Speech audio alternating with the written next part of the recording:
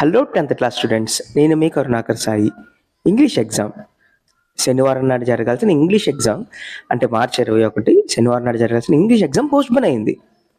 ఎందుకంటే సాధారణంగా రంజాన్ శుక్రవారం అని అందరూ అనుకున్నారు.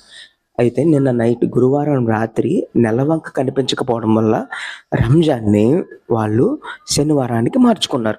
అంటే ఇవాళ కూడా ఉపవాస దీక్షలు అనేవి కంటిన్యూ అయ్యి శనివారం నాడు రంజాన్ జరుపుకుంటారు.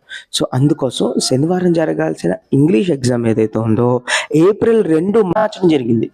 సో అందుచేత మీరు మ్యాథ్స్ ఎగ్జామ్ కోసం అని చెప్పేసి ఇవాళ నుంచి ప్రిపేర్ అవ్వడం మొదలు పెట్టచ్చు. ఎవరికైతే మ్యాథ్స్ భయంగా ఉందో వాళ్ళు ఇప్పటి నుంచే జాగ్రత్తగా 8 మార్క్స్ 4 మార్క్స్ అని మెల్లమెల్లగా చేసుకుంటూ రావచ్చు.